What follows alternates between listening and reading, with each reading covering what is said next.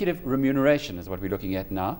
It's increasingly under scrutiny from shareholders, investors, and other stakeholders. And a report issued today by PricewaterhouseCoopers, or PwC, the fifth focus on executive directors' remuneration, shows that there is consensus that the current model of executive pay cannot continue. Joining us now to unpack it is Gerald Seegers. He's Director of Human Resources at PwC. I hope this means that, as Mr. Warren Buffett tells us, we're going to have Dobermans on remuneration committees, not the lapdogs that exist at the moment. Hi, Alex. Yeah.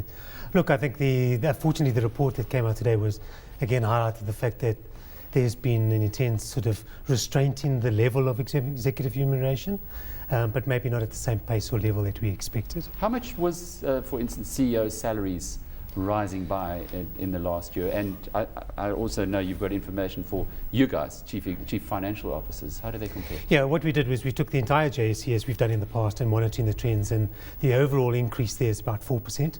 So in rand terms, that's just under 3 million per executive, and that rises if you look at the different roles from a CEO or CFO. You know, from around about 4 million. Gerald, it's Lindsay in Cape Town. It says you say here that.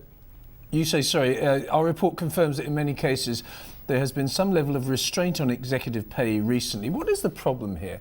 Is the problem the amount of money that someone earns and people are jealous of that, and there's a massive gap between that person, the second in command, the middle management, and the people at the lower tier of the company? Or is it just the complexity of the remuneration package that can't actually be worked out? Yeah, Lindsay, I think it's more around about the complexity. So what we are seeing is, and that's what we've indicated, is that there's a general consensus that the model will change, and then we're anticipating that will change. At the moment, currently, an exec pay, for example, the mix is around 2/3 variable pay and only 1/3 fixed pay. And executives are also expressing their view that, look, the volatility around future variable pay is also concerning for them. So what we are seeing is a move to more, I wouldn't say more fixed pay, but more certainty around pay, more sustainable and acceptable performance conditions. It's so interesting. The world is going through a debate or a war between talent and capital. And when you tell me that chief executives' remuneration increased by 4% last year, it does suggest that in this case anyway, talent, because you've got to presume that they're talented, otherwise they wouldn't be there, is losing the battle. It's interesting because that also came out of our global CEO survey, that the single biggest item on a CEO's agenda is talent and retaining their talent. But fortunately, it's not all about the money. Many of these guys are running multi-billion organizations, driving, knowing that they're making huge success out of these businesses. It would be nice to know that money is in place. But when you're getting an attack that these guys are faced from institutional investors, shareholders around pay, it does distract a little bit from running those businesses. Gerald, you say South African executives must lead the way, and there is a genuine intent on the part of our business leaders to make a difference. Of course, the danger here is, talking about talent, is that if we strike out and we take a stand and we start to rein in the way that executives are paid, then the overseas companies who haven't done what we've done will say, well, let's just snap this bloke up because we can... I think it's a good point, but I think the 25, point 35% more. The South African executives to kind of take the lead is, what we want to prevent is any regulatory or government intervention, as we have seen around the world, where there are guidelines now are coming into play, which is forcing capping or forcing levels of pay. What we would like to see is SA executives take a stand. We all recognize that the pay gap, for example, has widened. What are we going to do about this? Nobody's saying what the right level of pay is, but what we should be doing about the whole model around pay.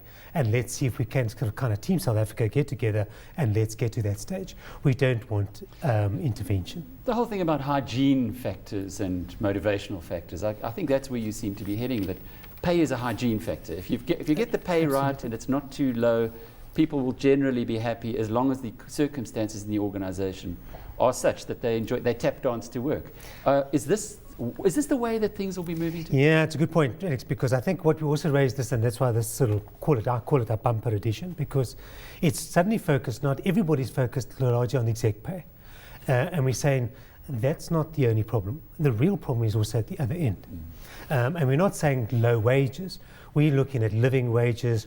What is in South Africa, just the person to come to work is a problem.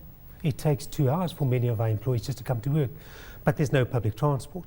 So companies are taking an enormous amount of steps of either providing transport or providing flexible working hours, which is not taken into account or not recognized when we look at the overall whole pay and the condition of working conditions. And we say, look, we would like to see better disclosure around what companies actually do as single corporates, not only about their pay and the differential between the highest and the lowest pay, but what else they do positively, in terms of providing transport, providing education, etc. What about the number of people that are on boards? Are South African boards, are global boards a little bit too bloated, Joe? Could you say that the report also discloses there are a total of 1,024 executives, which means there was an 11% decrease in the number listed as directors in 2012. Are there simply too many people in that boardroom? Is it too fat? No, I'm not sure the board's too fat. I think the primary reason for the change in the number, or reduction in particular, is that we have a Companies Act requirement that says that prescribed officers must be disclosed.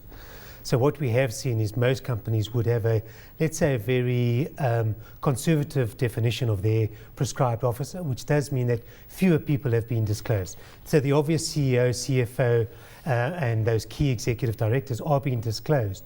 But many of the prescribed officers, or what could be classified as prescribed officers, are not automatically being disclosed. So we have seen a reluctance to disclose, which is quite... Do you blame them?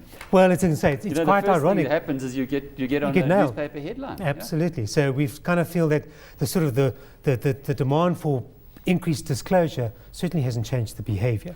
Sure. And I think they said that. I remember Roy Anderson when he was the outside party on King 3 by saying it's not going to make any difference if you disclose it or not. You might just get people who don't want to, want to have these And we jobs. feel it has made a difference. It's got better, but it hasn't changed the behaviour. What we are looking now is that, okay, let's look at that disclosure and what is it that we want to disclose. Mm-hmm. And again, as I said, it's not all just around the exec pay, but using the Social and Ethics Committee, for example, and disclosing what are we doing, our value proposition, employee value proposition, what else is out there. Because as I said, the problem is not only the exec pay, but it could also be poor government service delivery or poor education. There's a host of other factors that do come into play. What about the final point now? I think what we've all agreed here in this brief discussion is that things have to be simplified. It's overcomplicated. How does that simplification process start? Well, it's interesting. Obviously, what we've, and it's not only a South African, but certainly a global issue that CEOs acknowledge themselves that their own incentives have got too complex and need to be simplified. Simplification for us would mean that, look, rather measuring the awards, if you like, on the way in, so based on your performance, and then there's longer holding or vesting period in terms. So we'll give you that in a share. There's not much gearing. There's not much what do we call it, sort of volatility around that share. There's a bit more certainty, and on that basis, but there's a longer holding period. There's no further performance conditions. You just got to stay here. The company must perform, etc. So there's a strong move afoot in terms of looking at simplification.